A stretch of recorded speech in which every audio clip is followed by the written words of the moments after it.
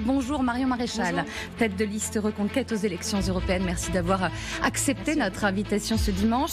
À 13h, c'est Manon Aubry qui vous succédera. 2 heures donc de politique, 1 heure d'entretien là avec à mes côtés Ruth Elkrief pour vous interroger. Bonjour Marion Maréchal. Et François Langlais, éditorialiste économique. Bonjour à vous. Une émission, je vous le rappelle, également à suivre en direct sur tous les réseaux sociaux de TF1 Info.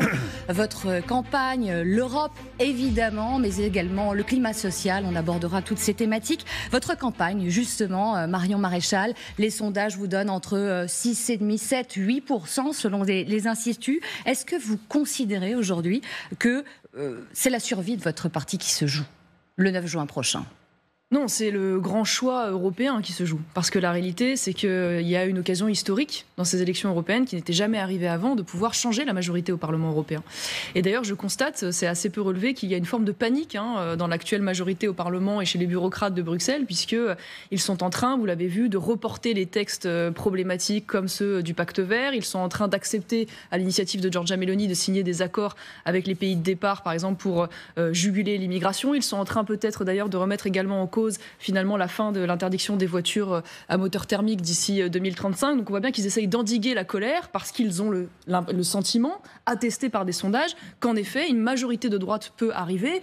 Et donc nous, notre rôle là-dedans, c'est de donner l'opportunité aux Français de participer à ce basculement. Et donc de venir avec Reconquête renforcer le groupe des conservateurs européens, qui sera demain le centre de gravité, la force centrale de cette recomposition à droite, et ainsi battre, non pas tant Emmanuel Macron en France, parce que ce n'est pas l'enjeu de ces élections, mais battre Emmanuel Macron et ses alliés socialistes et du PPE au Parlement européen. Pas tant le but de cette élection, même si parfois vous dites attendre des conséquences nationales et des conséquences suite à ce scrutin sur le plan national. Évidemment, indépendamment de cela, l'objectif pour nous, c'est d'avoir des élus. Donc, je rappelle, pour avoir des élus dans cette élection, il faut faire minimum 5%. Absolument. Tout indique que nous pourrions les avoir. Et puis, l'idée derrière, évidemment, c'est d'installer durablement ce jeune parti qui est Reconquête comme une offre de droite authentique pour les années à venir et pour les élections à venir. Ruth Elkrief. Oui, mais Marion Maréchal, justement, restons un peu en France.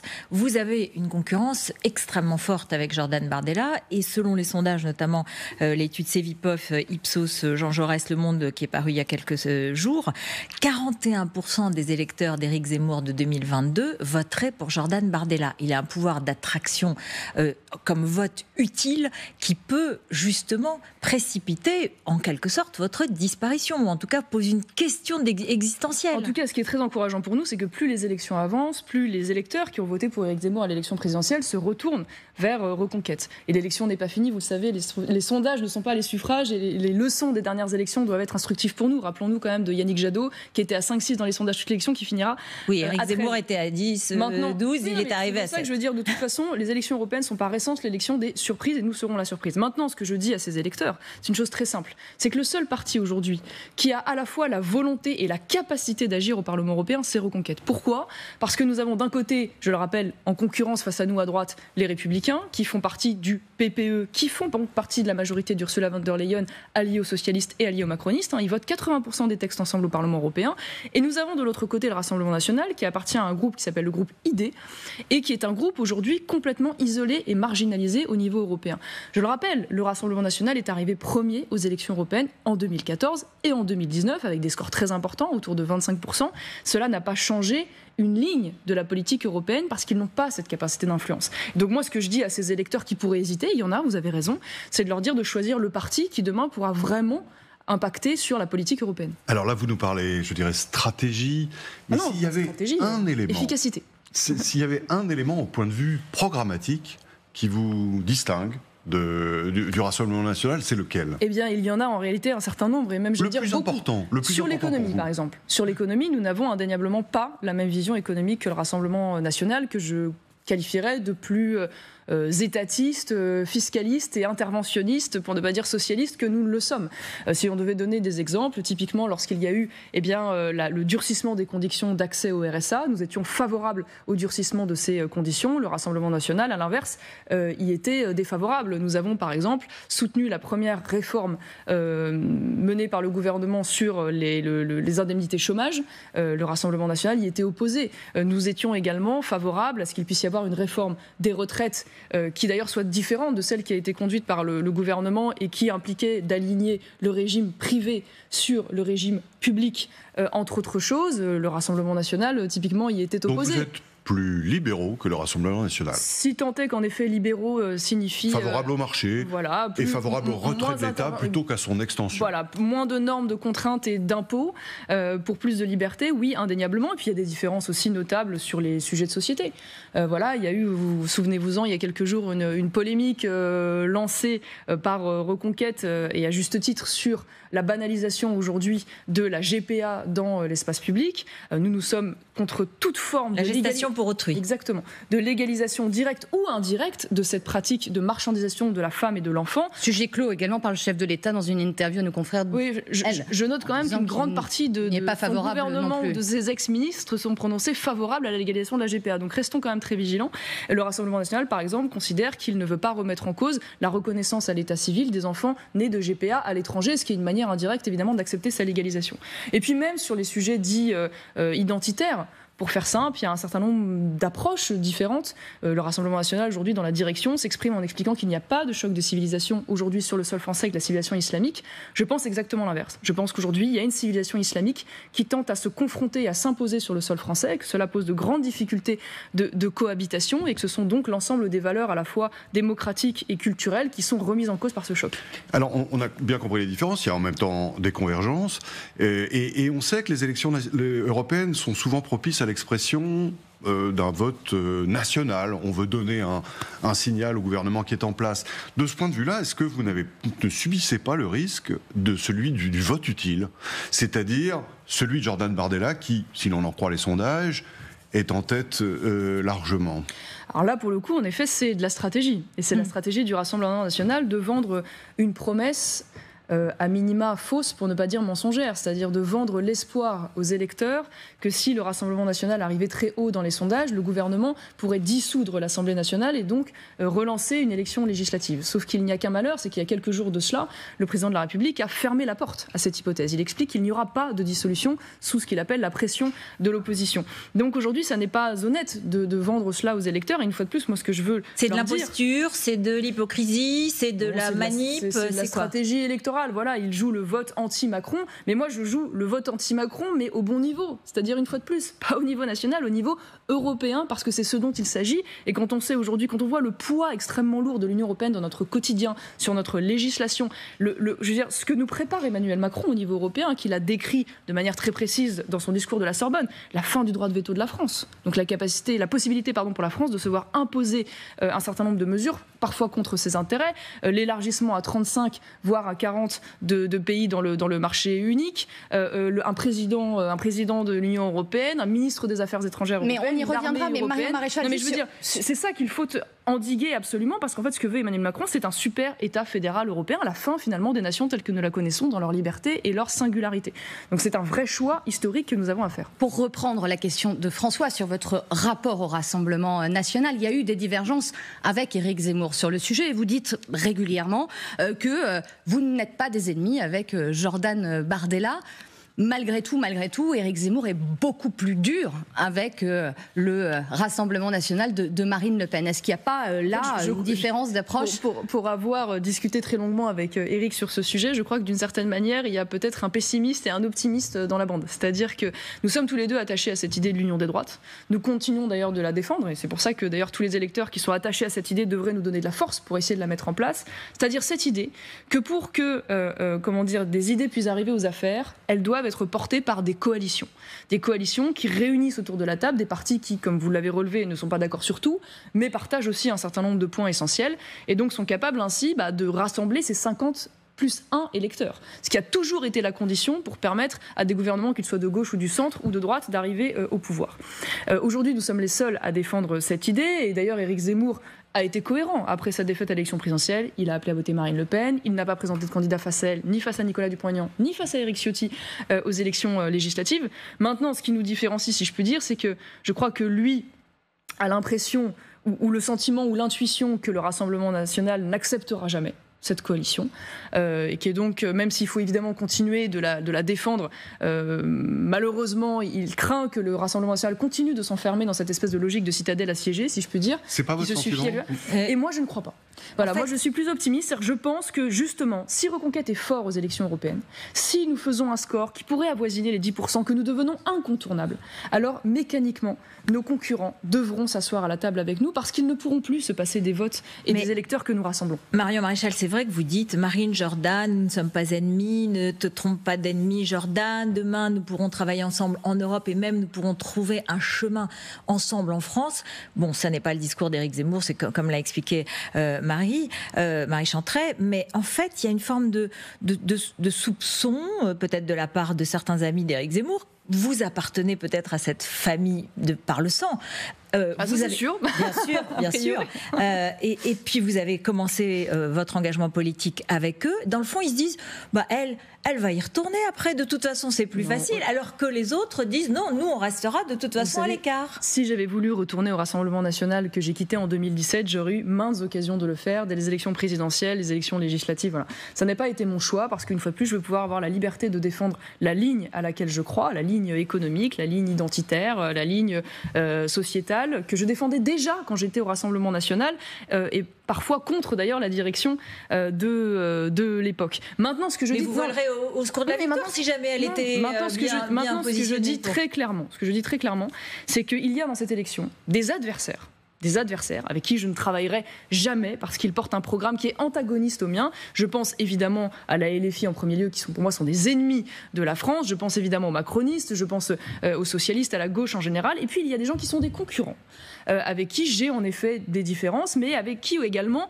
je devrais pouvoir être amené à travailler sur des choses que nous avons en commun. Et donc ce travail-là, je souhaite pouvoir l'aboutir dès le 10 juin au Parlement européen. Et ce que je vous dis là ne relève pas du fantasme, puisque Jordan Bardella, lui-même, à l'occasion de ses vœux, a dit qu'il serait amené à faire des votes communs avec le groupe ECR auquel appartient Reconquête. Donc ça, il faut être capable d'en faire la différence. Et c'est ce que je fais, d'autant plus que, il est vrai, vous l'avez relevé, j'ai une histoire particulière avec le Rassemblement national, un parcours particulier, j'ai presque envie de dire une affection particulière également avec les électeurs et les militants. Donc, j'ai aussi une certaine manière de m'exprimer avec eux. François. Hier, Emmanuel Macron a diffusé une vidéo sur Internet dans laquelle il a décoché quelques flèches à l'extrême droite. On va l'écouter.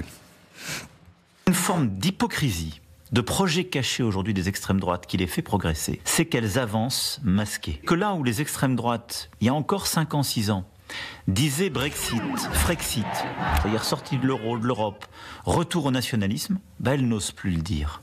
Mais au fond, le projet qu'elles portent, c'est la même chose. Et donc ce sont des projets qui appauvrissent. Simplement, en plus d'avoir des projets qui appauvrissent, la plupart du temps en Europe, elles ne disent plus la vérité des prix. C'est pour ça que je combats leurs idées.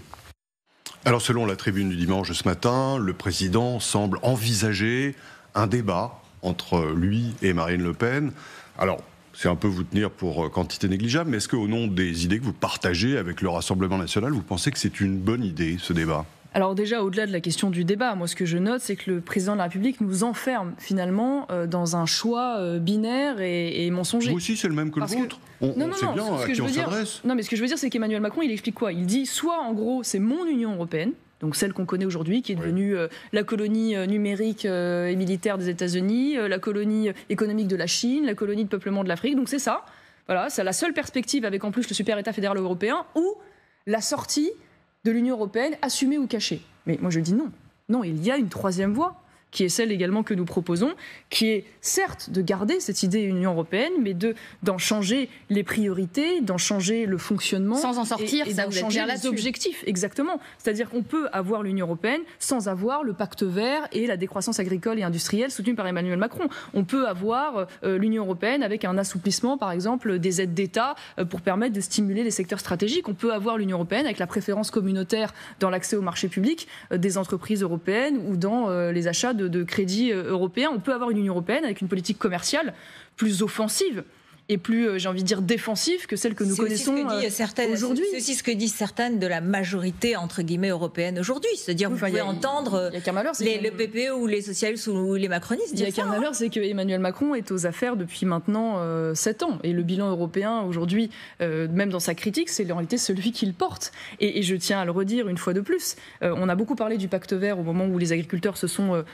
jetés dans la rue, et à juste titre, au regard de l'extraordinaire tsunami de normes et de contraintes et probablement de taxes, parce que demain, rappelons également qu'Emmanuel Macron veut des impôts européens en plus des impôts français.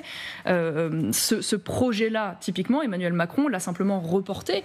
Et une fois de plus, je crois aujourd'hui, et c'est ce que nous allons défendre nous, qu'il y a une Union européenne qui peut faire des choix énergétiques différents, voilà, qui ne sont pas ceux, par exemple, de la moitié de la production électrique fait aujourd'hui, comme ils le souhaitent, par les renouvelables, ce qui est une aberration économique et une aberration énergétique. Pardon, vous avez répondu sur le fond, mais débat, pas débat, comment vous voyez les choses entre Emmanuel Macron et Marine Le Pen? Je vous réponds sur le fond, parce que débat ou pas débat, d'une certaine manière, c'est pas tellement mon sujet. Non, mais en fait, ça changerait les choses. Votre sujet, ça pourrait être de dire il faut qu'Emmanuel Macron se jette dans l'arène et que, de ce point de vue, les choses soient plus claires. De toute façon, c'est à son habitude. Rappelons-nous qu'aux dernières élections européennes, il avait là aussi supplanté Nathalie Loiseau pour lui-même incarner cette liste. Voilà. Maintenant, moi, ce que je ne voudrais pas ou ce que je pourrais regretter à travers ce symbole du débat, c'est qu'en effet, une fois de plus, on enferme les élections européennes autour de ces deux choix, alors que, je le rappelle, nous sommes dans une élection proportionnelle à un tour et que donc il s'agit de voter d'abord pour ses convictions.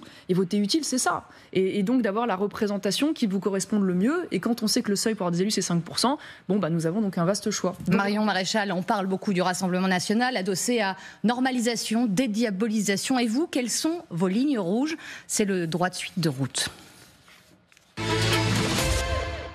Moi, je vais poser les questions qui fâchent. Allez-y. Soyons clairs, parce qu'il y a un peu une atmosphère un peu sulfureuse quand même autour de Reconquête. Alors, première image, c'est hier. Il y a eu un défilé d'un groupe qui a commémoré la mort d'un militant d'extrême droite. Ça s'est passé dans les rues de Paris. Et il y avait 800 à peu près, plutôt des hommes d'ailleurs, qui criaient au fusil, au couteau, nous rétablirons l'ordre nouveau. Et on sait que sur votre liste... Mais rien à voir avec Reconquête, pour le coup. Alors, on sait que sur votre liste, il y a des gens qui ont commencé leur carrière dans ces milieux-là. Est-ce que vous dites aujourd'hui... nous n'avons plus rien à voir, je condamne ce type de discours, ce type de mouvement, ou pas du tout? Je ne sais pas qui à Reconquête a commencé sa carrière dans ces milieux-là, parce qu'en l'occurrence, je ne sais même pas d'ailleurs de quel groupuscule il s'agit précisément. C'est des gens qui sont proches du GUD, il y a plusieurs. Le syndicat d'extrême droite étudiant. Non, mais qui chez vous? Oui, sincèrement, là, pour le coup, Philippe Vardon, Damien Rieu, ils ont non, ils n'ont jamais été au GUD. Ils n'ont jamais été Philippe Vardon ni Damien Rieu, je vous assure. Donc en l'occurrence, je pense que quand même, ils étaient dans Génération Identitaire. Qui n'a, selon moi, rien à voir avec le GUD, rien à voir. En l'occurrence, c'était une jeunesse engagée dans la lutte contre l'immigration, mais qui n'a absolument rien à voir avec les groupuscules d'extrême droite et les slogans que vous entendez aujourd'hui. Donc je pense qu'il y a une confusion, très honnêtement, sur cette manifestation qui n'a rien à voir. Mais ce type de slogan, justement, est-ce que ça vous choque, condamné? Évidemment, une fois de plus, je ne vais pas répondre, si vous voulez, d'une manifestation avec laquelle je n'ai aucun lien d'une quelconque manière. Non, mais vous pouvez avoir une observation sur ce type de défilé. L'observation, c'est que je trouve ça évidemment déplorable et que, évidemment, ces slogans n'ont rien à faire dans l'espace public. C'est tout à fait logique. Alors, la deuxième question qui fâche, il s'agit de Jean Messia. Il est 8e sur votre liste. Oui, tout à fait. Et il a prononcé une phrase dans un meeting public il y a quelques jours. Il a dit « Vous êtes sommé de croire que Mortar Ben Couscous, arrivé avant-hier en France, doit être considéré comme français. Si vous dites qu'il ne l'est pas, vous êtes de gros racistes. La liberté, c'est d'accepter des millions de chameliers polygames du 8e siècle. » Alors ma question est simple. On peut parler des flux migratoires. C'est tout à fait normal. C'est un sujet complètement légitime. Mais est-ce que là, on ne tombe pas sous le coup de la loi qui réprime toute expression outrageante de mépris ou invective adressée à une personne ou un groupe en raison de son origine ou de sa religion? Vous savez, Jean Messia, il parle avec toute la verve d'un Français d'origine étrangère et égyptienne, en l'occurrence, qui a fait... Non, c'est pas un prétexte, parce que c'est ainsi qu'il le vit, comme un homme qui, en l'occurrence, a fait un véritable effort pour s'assimiler, pour aboutir à une carrière de mérite et d'excellence en devenant haut fonctionnaire français, et qui voit chaque année, ça c'est une réalité, en effet, des centaines de milliers d'entrées, mais aussi de milliers de personnes. Vous justifiez ces paroles, ces termes, oui. Parce que c'est ça que je... Alors, je vais vous dire, moi je pense qu'il pose des mots, évidemment tout à fait crus et manifestement volontairement provocateurs, sur une réalité, parce qu'il y a aujourd'hui... Mais vous les défendez ou pas? Excusez-moi. Non, mais je vous réponds. Oui. Je veux dire, en l'occurrence, je pense qu'il a raison sur le fond, en ce sens qu'il y a aujourd'hui des milliers de personnes qui rentrent sur le sol français avec ni le souhait ni la volonté de s'assimiler, qui importe les cultures étrangères sur le sol français qui ne sont pas compatibles. Non mais, Madame Routel-Krief, laissez-moi finir s'il vous plaît. Et qui, en l'occurrence, ne apportent même parfois avec elle une haine à l'égard de la France qu'ils expriment de manière totalement décomplexée. Donc oui, il dénonce cela et il fait bien de le faire, je vous le dis. Maintenant, même si moi, c'est pas mon style et c'est pas ma manière de faire, parce que je n'ai pas non plus son parcours, et moi, je le dis très sincèrement, j'ai écouté votre édito sur le sujet. Moi, vous savez, plutôt que faire des éditos sur des mots crus, j'aurais aimé entendre des éditos sur des actes. Vous savez, parce que ce qu'il dénonce à travers ça, c'est la réapparition sur le sol français de phénomènes, ou plutôt l'apparition, parce que parfois ça n'a jamais existé, de phénomènes en effet qu'on n'avait pas vus depuis le Moyen-Âge. Vous voyez, c'est-à-dire qu'il y a aujourd'hui, en effet, sur le sol français, le retour des crimes d'honneur, avec des jeunes de 15 ans qui se font tuer par les frères d'une sœur avec lequel il a une relation. Ou une jeune femme... de Chamseddine à Viry-Châtillon. Exactement. On en a parlé et on les a dénoncés. Je pense à la petite Tchadienne qui s'est fait tondre par sa mère et dont le petit ami a été torturé parce qu'ils avaient eu une relation. Je pense à la polygamie dans notre pays, qui concerne des centaines de milliers de personnes, au mariage forcé, 200 000 par an, aux excisions, 7% des femmes en Seine-Saint-Denis qui seraient aujourd'hui excisées, à la police islamique des mœurs, qui font qu'aujourd'hui il y a des petites gamines qui se font lyncher et torturer parce qu'elles ne respectent pas le ramadan, voire carrément tuées à Bordeaux pour cet homme qui avait bu une bière. Vous n'en parlez pas de la même façon. Vous n'en parlez pas de la même façon. Vous n'êtes pas à la limite de l'injure raciste. Vous dites qu'il y a un certain nombre de phénomènes qu'on peut dénoncer exactement d'une façon respectueuse et correcte. Mes motifs d'indignation, si vous voulez, ils ne vont pas, une fois de plus, sur les mots. Y compris provocateurs qui vont sur la politique que sur la réalité et les actes. Moi, ce qui m'intéresse dans ce que dit Jean Messia... Vous le soutenez et il restera dans votre liste. Une fois de plus, moi je suis attachée à la liberté d'expression et une vérité reste une vérité, même si elle est exprimée de manière provocatrice et crue, une fois de plus, au regard de l'indignation portée par Jean Messia, qui lui, évidemment, l'incarnation de cette immigration qui a fait l'effort de s'assimiler. Et il pose une vérité. Voilà. Et la vérité, c'est celle que je viens de vous décrire. Il ne vous met jamais mal à l'aise. Et qui est un drame. Et qui est un drame, parce que la réalité aujourd'hui, c'est que si nous continuons dans cette voie, eh bien, en effet, la France, dans son identité, dans sa culture, dans sa pratique, dans ses mœurs, dans son attachement à la liberté d'expression, à la liberté de conscience, sera finie. Voilà. Et donc, tous les jours à l'école, nous en avons la démonstration. Vous soutenez cette expression, vous soutenez ces expressions. Je le soutiens une fois de plus dans son diagnostic. Je ne vais pas tourner autour du pot. Il a son style et sa manière de faire. Il a son histoire. Ça vous a gêné quand même. Il a son parcours. Vous a gêné. Il a son parcours. Moi, je ne l'aurais pas exprimé comme ça, c'est ainsi. Mais une fois de plus, je suis attachée à la liberté d'expression et surtout, je suis attachée à la vérité. Et une fois de plus, ce qui m'intéresse dans le débat public, c'est pas tant les mots que la réalité et surtout les actes et les faits graves dont je viens de vous parler. Marion Maréchal, changeons totalement de sujet. On a évoqué en première partie aussi le début de votre programme. Parlons des mots du chef de l'État qui s'est exprimé, François le disait, sur les réseaux sociaux X hier, sur la guerre en Ukraine, où il dit qu'en Ukraine se joue aussi l'état de droit, nos règles communes. Et si on laisse faire en Ukraine, c'est la loi du plus fort. Est-ce que d'abord vous soutenez ces prises de parole et ces mots? Et puis on viendra évidemment à ce qu'il développe sur l'envoi de troupes également et la dissuasion nucléaire. Oui, Emmanuel Macron porte un diagnostic sur ce conflit. Et il se trouve que moi j'ai été toujours très claire depuis le début, c'est-à-dire que d'une part, j'ai condamné très fermement l'agression de la Russie, la déclaration de guerre, l'invasion du territoire et la violation du droit international. Et donc il est logique depuis toujours dans la tradition diplomatique française que la France soit du côté du respect du droit international et de la défense de la souveraineté. Et moi, en tant que souverainiste, je ne vais pas vous dire le contraire. Et je le déplore d'autant plus que cette guerre est une véritable boucherie, parce que c'est la guerre de tranchées avec des drones. Donc l'idée même d'ailleurs d'Emmanuel Macron de laisser le flou sur la possibilité d'envoi de troupes françaises et de soldats français sur place me terrorise, si je puis dire, déjà parce qu'évidemment ils seront des cibles prioritaires, et ensuite parce que c'est impliquer directement la France dans un conflit avec une puissance nucléaire, et donc s'exposer à une riposte directe de la Russie jusqu'au sol français, et remettant en cause ainsi son intégrité, ce qui me semble totalement irresponsable. On reviendra sur l'envoi de troupes, mais tout d'abord... Mais c'est central. Macron nous dit, dans cette vidéo diffusée hier, la sécurité de l'Europe passe par l'Ukraine. Est-ce que vous êtes d'accord avec ça? Moi, je ne crois pas, en revanche, contrairement à ce qui a été dit, qu'aujourd'hui, la Russie menacerait les frontières françaises. Voilà. Ce que je crois quand même, pour être raisonnable, c'est que si la Russie, on voit bien d'ailleurs toutes les difficultés qu'elle a d'ores et déjà à tenir le front et à obtenir des victoires militaires significatives sur le sol ukrainien depuis maintenant près de 2 ans, imaginez que demain, la Russie puisse s'attaquer frontalement à un pays membre de l'OTAN et donc s'exposer à une riposte d'une défense et d'une alliance qui soit 2 à 3 fois plus puissante qu'elle. Vous diriez la même chose? Objectivement, ça me paraît déraisonnable de faire peur aux Français avec ça. Mais est-ce que vous diriez la même chose si la Russie attaquait un pays proche de chez nous, l'Allemagne par exemple, l'Italie. C'est tout à fait différent. Nous sommes dans l'Alliance Atlantique.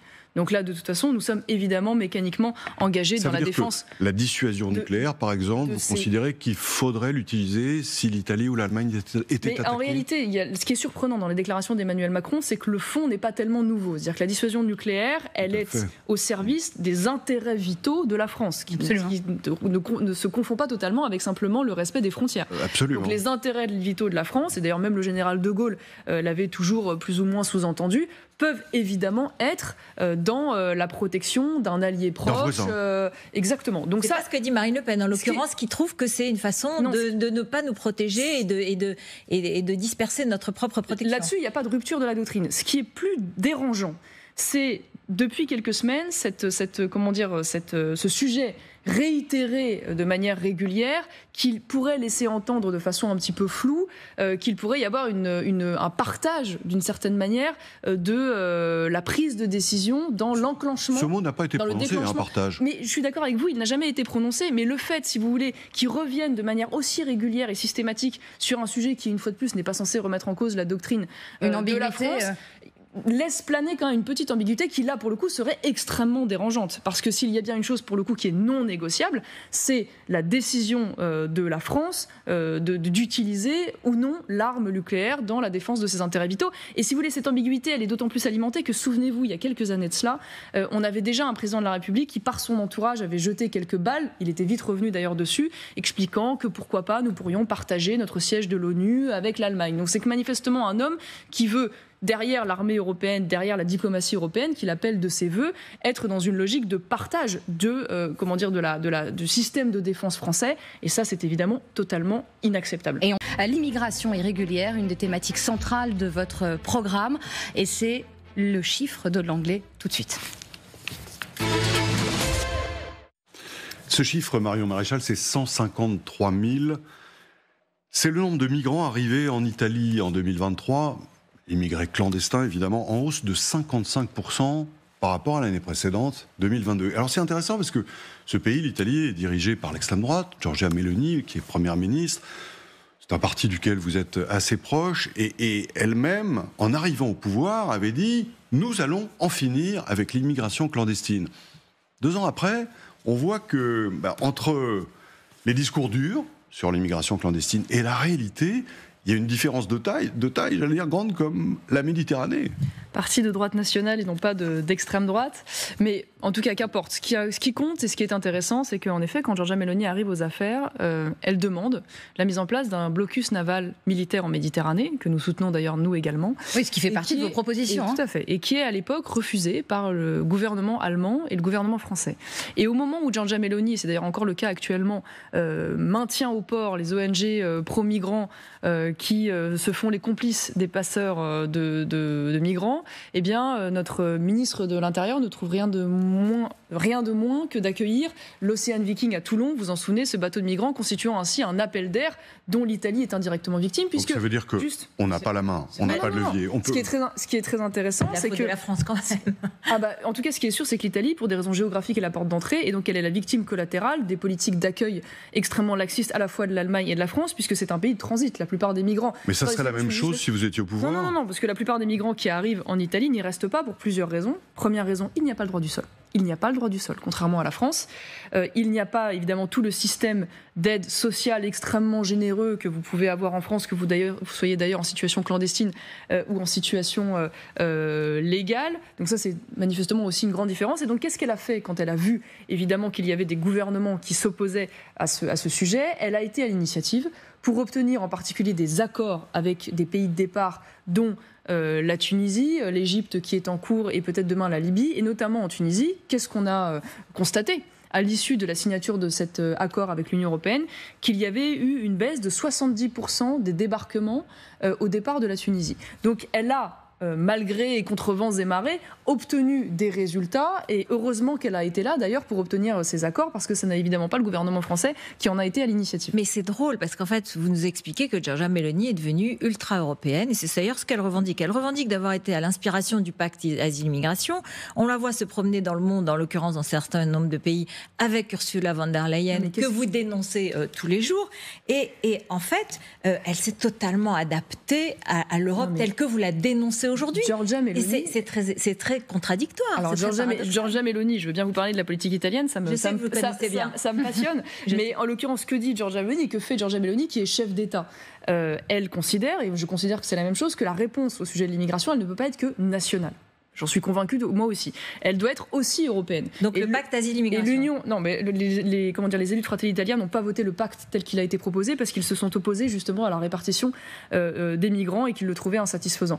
Donc ce qui est sûr, c'est qu'aujourd'hui, il doit y avoir une réponse européenne en complément des politiques nationales dans le cadre de la protection des frontières. Et là où l'Union européenne peut jouer un rôle, que défend Giorgia Meloni, et j'espère qu'au Parlement européen, nous pourrons renverser la majorité justement pour être en soutien de ces chefs d'État qui veulent ces politiques, c'est, je vous en ai parlé à l'instant, le blocus naval en Méditerranée, c'est le financement de centres d'accueil et d'études des dossiers à l'extérieur. Ça n'a pas marché à l'heure où je vous parle, mais j'ai bon espoir que nous puissions justement renverser le rapport de force. Mais ça veut dire quoi exactement le blocus naval militaire? Je finis juste 2 secondes là-dessus, je vais vous expliquer juste après. Le financement de centres d'accueil et d'études des dossiers à l'extérieur des frontières européennes, sur le modèle d'ailleurs australien, une réforme de l'espace Schengen qui soit réservée aux personnes de nationalité européenne et non plus extra-européenne, une réforme du droit d'asile, parce que le droit d'asile aujourd'hui c'est un droit européen. Or on voit bien que son périmètre est tellement large, évidemment, qu'il est un appel d'air à l'immigration extrêmement important. Et tout ça, ça peut être une réponse européenne, la suppression de la directive sur le regroupement familial qui aujourd'hui relève aussi du droit européen. Bref, ça n'est pas qu'elle est super européenne, elle est en désaccord avec la politique d'Ursula von der Leyen, elle est dans l'opposition à Ursula von der Leyen, ils n'ont jamais voté pour elle. Ursula von der Leyen, c'est la candidate des LR, je tiens quand même à le rappeler. Ils n'ont pas voté pour elle non plus. Mais elle s'affiche beaucoup plus souvent que les LR. C'est la candidate. En Égypte, en Tunisie, etc.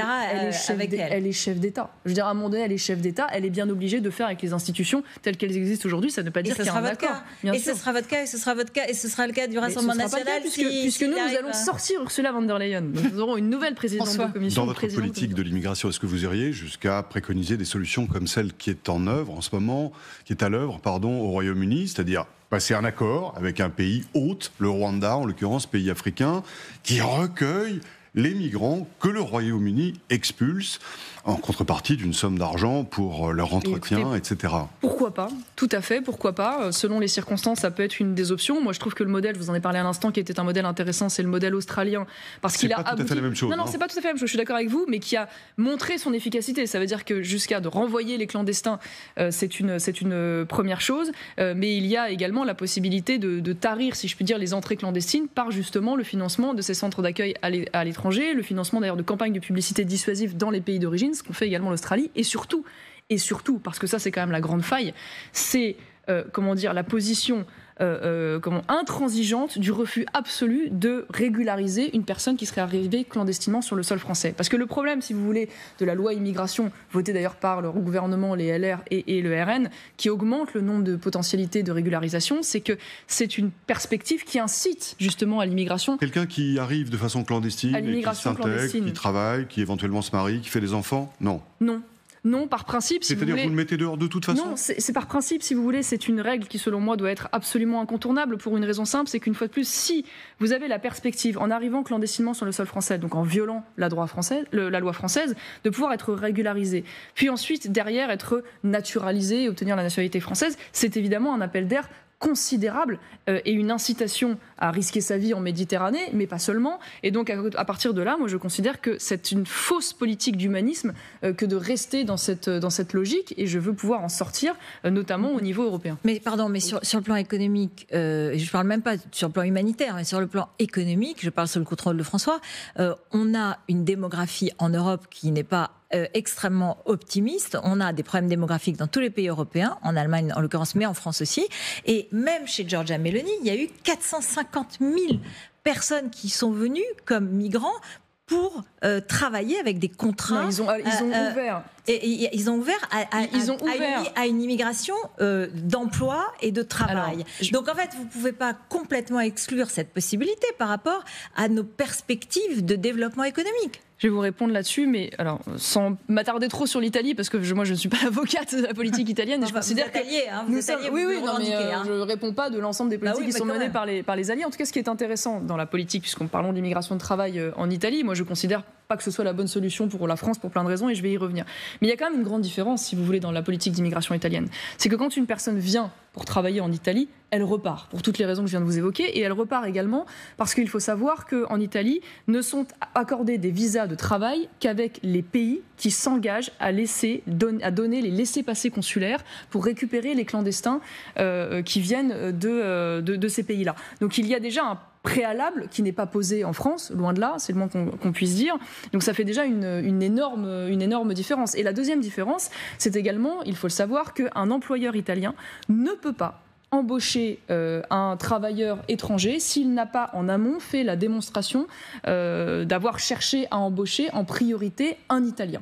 C'est évidemment également une disposition qui n'existe pas en France. Donc si déjà nous avions ces dispositions, les choses se poseraient, accordez-le-moi, très différemment. Marion Maréchal, il y a des secteurs entiers aujourd'hui qui ont besoin de cette immigration régulière. Le problème des patrons aujourd'hui, c'est que l'immigration telle que nous la connaissons n'est pas une immigration de travail. Ça n'est pas une immigration de travail, c'est d'abord une immigration familiale en premier lieu, et donc ça n'est pas une immigration qui vient contribuer aujourd'hui à l'économie. Le regroupement familial, c'est plus grand-chose aujourd'hui. Ça a été vrai. Non, mais c'est vrai longtemps. Il y a aussi l'immigration des étudiants, et vous le savez bien. Et quand on regarde aujourd'hui le taux d'inactivité des résidents étrangers sur le sol français, il est bien supérieur au taux d'activité des Français. Donc ça fait malgré tout une énorme différence. Maintenant, je sais qu'à chaque fois, on refuse de regarder cela en face. Il y a aujourd'hui en effet des métiers en tension qui ne trouvent pas preneur. Je vois très régulièrement, moi qui suis dans les entreprises, difficulté à embaucher, c'est indéniable. Nous sommes dans un pays où, je le rappelle, il y a quand même aujourd'hui un peu plus de 5 millions de chômeurs. Nous sommes dans un pays où il y a 1,5 million de jeunes en âge et en capacité de travailler, qui ne travaillent pas, qui sont sans formation et sans diplôme. Est-ce qu'à un moment donné, quand on voit cette réalité du déficit d'activité en France, on peut d'abord se poser la question de savoir comment on ramène ces personnes vers l'emploi. Et là, il y a, selon moi, une réponse qui n'est pas abordée, ou en tout cas qui est toujours secondaire alors qu'elle devrait être prioritaire. C'est comment on fait en sorte que dans notre pays, le travail soit revalorisé et mieux rémunéré, notamment en baissant les charges sociales sur ces salaires, qui serait évidemment une manière de rendre automatiquement du pouvoir d'achat, plutôt que distribuer des chèques ou de faire des niches et des ristournes dans tous sens, et puis de lutter aujourd'hui contre les dérives d'une politique d'assistanat qui représente 33% du PIB, un record mondial, qui grève évidemment totalement les finances publiques et qui grève même les retraites. C'est l'ensemble de la protection sociale. On est totalement d'accord. Et de fait, avec les évolutions démographiques mentionnées par Ruth, on est totalement d'accord. La part des retraites augmente mécaniquement. C'est pour ça tout à l'heure que je vous ai parlé d'ailleurs de l'alignement du régime public-privé. Moi, j'étais même d'ailleurs plutôt ouverte à ce qu'on puisse lancer le débat sur une part ouverte sur la capitalisation. Donc, on ne peut pas passer à côté de ces sujets. Aujourd'hui, il y a 2 milliards d'euros par an, qui sont versés chaque année en RSA à des étrangers extra-européens. C'est plus de 2 milliards également pour des APL. Ce serait 20 milliards en cumulé pour l'ensemble des aides sociales non contributives. Donc vous voyez bien quand même qu'il y a des pistes d'économie qui seraient quand même plus intéressantes que simplement les 800 millions que veulent aller chercher le gouvernement avec une nouvelle réforme de l'assurance chômage. Marion Maréchal, changeons absolument totalement de sujet. Vous avez regardé l'arrivée de la flamme à Marseille mercredi, ce Belém entrant dans le Vieux-Port. Oui. Est-ce que vous avez vibré en regardant regardant ces images? Ce tableau était pour le coup magnifique. L'entrée du Belém à Marseille avec la patrouille de France derrière, il y avait là, je dis bien là exclusivement, de quoi être fier dans cette... Et quid de l'injonction du président de la République à être fier? Je veux que les Français en soient fiers, c'est la fête des Français et des Françaises, dit-il. Le problème, c'est que pour être fier, il faut avoir des raisons d'être fier. Et je trouve que dans la manière dont le gouvernement organise ses JO, ou plutôt ses J-Walk, je devrais dire, il ne nous en donne pas beaucoup. J-Walk, pourquoi des raisons, parce qu'il dit que c'est les JO de tous les Français, mais non, en fait, là aujourd'hui, c'est les JO de certaines minorités actives. C'est-à-dire que quand on arrive et qu'on voit la flamme donnée à Jul, qui chante, excusez-moi pour ces termes crus, nique ta mère sur la Canebière, qu'ensuite cette flamme est transmise à des drag queens tout au long du parcours Non, il y en a plusieurs. Il y en a deux. Il y en a dans différentes villes, et je pense qu'à mon avis, ça n'est pas fini, qui sont censés, une fois de plus, être des vitrines de la France, et qu'à l'issue, Joue les plus gros vendeurs de musique. Pour moi, c'est pas le sujet. Est-ce qu'il peut être la vitrine de la France? Mais est-ce que c'est la vitrine? C'est la France d'aujourd'hui. Est-ce que c'est la vitrine? C'est la France d'aujourd'hui. De si l'élégance elle est républicaine et si elle respecte les lois. Est-ce que c'est la France d'aujourd'hui? Est-ce que je voulais vous dire que ces sujets sont clivants. Preuve en est, d'ailleurs, ils font polémique. La vitrine de la France, ça doit être celle de l'élégance, de la beauté, du raffinement, de la langue française qui est l'une des plus belles langues du monde. Et c'est pas avec la potentialité de voir Aya Nakamura chanter, qui ne chante même pas en français dans ses chansons et qui ont des textes extrêmement vulgaires, qu'on peut représenter cette France-là. Moi, ce que je ne comprends pas, c'est pourquoi utiliser ces JO pour cliver. Voilà. Pourquoi? Alors même qu'on a 11 000 porteurs, on n'a pas des ingénieurs, on n'a pas des scientifiques, on n'a pas des artisans primés, on n'a pas des médecins qui font l'unanimité et qui nous rendraient fiers aux yeux du monde, qui montraient notre génie. Ils seront là aussi, et c'est vous qui avez l'air de cliver en quelque sorte. C'est pas vrai. Parce que vous avez vu cette émotion populaire à Marseille, c'est aussi c'est la France. Vous n'allez pas me dire que le port de la flamme par Jules fait consensus. C'est pas vrai. Que ça fasse partie, une partie de la jeunesse peut-être. Il n'y a pas eu tellement de protestations. Ça fait pas consensus. Comment est-ce que vous l'expliquez justement? Est-ce qu'il y a un projet derrière ça? Je pense qu'ils veulent politiser, en effet. Le gouvernement veut politiser. Oui, je pense qu'ils veulent en faire, pour le coup, le vitrine de la Poste France. C'est-à-dire qu'il y a quand même quelque chose, même symboliquement, qui est extrêmement choquant, je veux dire, au-delà de tout ce que je viens de vous dire, mais même des choses qui paraissent anecdotiques, mais qui sont centrales. Le fait que les repas qui vont être servis au village olympique vont être des repas véganes. Donc, je veux dire, on fait un bœuf bourguignon sans bœuf. C'est quand même extraordinaire. Non, mais est-ce qu'on est menacé par ça? Oui, parce qu'à un moment donné, quand on a l'une des meilleures gastronomies du monde, quand on a l'un des terroirs les plus riches, est-ce que c'est pas le moment de le valoriser? Quand on fait, il sera possible de manger de la viande malgré tout. Quand on fait, manifestement pas dans le village olympique, mais je leur souhaite. Par ailleurs, quand on fait une affiche, ça part de là,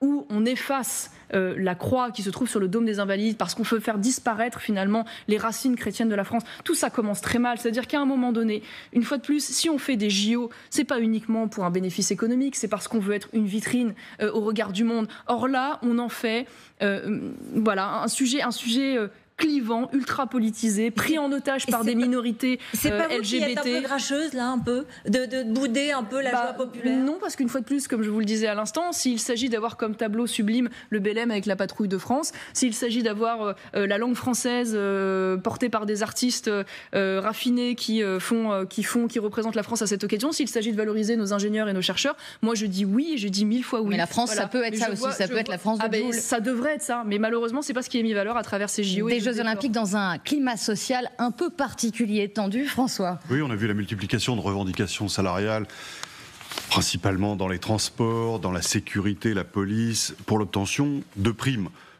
Ça vous a choqué, ça, qu'une partie de la France utilise cet événement comme levier pour obtenir des avantages salariaux? Moi, je vais vous le dire, je ne supporte plus ce racket. J'appelle ça du racket. Le racket des Français par aujourd'hui une caste de syndicalistes professionnels de gauche, comme Sudrail ou la CGT, qui ont fait maintenant profession de faire du chantage régulièrement à la grève et à la manifestation pour obtenir des avantages complètement démesurés. Voilà. Et l'une des dernières démonstrations, au-delà de cette prime, c'est notamment évidemment l'accord scandaleux qui a été obtenu avec la SNCF qui annule. C'était pas lié au JO, mais non, mais on est d'accord. C'est pour ça que je vous dis autre exemple qui annule complètement finalement la réforme des retraites et qui in fine finira par être porté par les Français, parce que quand on voit d'ailleurs la dette considérable, près de 24 milliards, je crois, de mémoire de la SNCF, ce sera une fois de plus un avantage qui sera apporté financièrement par les Français. Donc moi, je vous le dis, je considère qu'aujourd'hui, il faut réformer de fond en comble le système syndical français. Il faut arrêter avec les subventions publiques d'ores et déjà aux syndicats qui doivent vivre de leurs adhésions. Il faut remettre en cause il faut plutôt défendre la suppression du monopole de représentation syndicale au premier tour. Il faut faire en sorte... Finalement, ces syndicats que vous critiquez, ils sont puissants dans la France publique, mais dans la France privée, ils sont déjà quasiment disparus. Vous voyez la capacité de nuisance quand même extraordinaire. Une fois de plus, on a créé une caste de syndicalistes professionnels qui ne font plus que ça. Est-ce qu'on pourrait s'accorder sur le fait que, typiquement, il ne puisse pas y avoir plus de 50% du temps de travail qui soit consacré à de la représentation syndicale? Est-ce qu'on pourrait s'accorder sur le fait qu'il n'y ait pas de mandat renouvelable plus d'une fois de 4 ans pour les représentants syndicaux? Voilà. Est-ce qu'on pourrait faire en sorte que, quand on est représentant syndical, on continue de vivre dans l'entreprise et de travailler pour en être les meilleurs porteurs, et qu'on arrête avec cette espèce de monopole de syndicats d'extrémistes qui sont en train de nous tirer vers le fond? Voilà, parce que c'est absolument insupportable, c'est injuste en plus, et une fois de plus, ça va se payer très cher sur le moyen long terme. Mais là, on est dans le temps court. Un ancien conseiller de Nicolas Sarkozy parle d'armes de blocage atomique avec les Jeux Olympiques. Est-ce que ce sont des mots que vous validez et oui, mais alors vous voyez ce qui est en train de se produire là? Bien sûr, mais c'est toujours la même chose. C'est les armes atomiques, c'est-à-dire que chaque fois qu'on a l'occasion, une fois de plus, de tirer un bénéfice pour le coup économique et sportif, on se retrouve avec cette caste qui nous met en difficulté. Donc moi j'ai envie de dire, plutôt que de le déplorer à chaque fois, plutôt que de céder à chaque fois, tirons-en les conséquences. Et vous appelez une trêve sociale? Le système syndical français, qui n'est pas un système de dialogue constructif, qui cherche à faire en sorte que tout le monde soit gagnant, qui cherche à défendre des intérêts, des corporatismes. C'est d'un autre siècle et ça n'est plus acceptable. Marion Maréchal, se déroulait hier soir le concours de l'Eurovision et ses appels multipliés à exclure Israël de la compétition. Ruth Elkrief sur le sujet. Oui, comment est-ce que vous avez perçu ces événements et ce qui s'est passé ?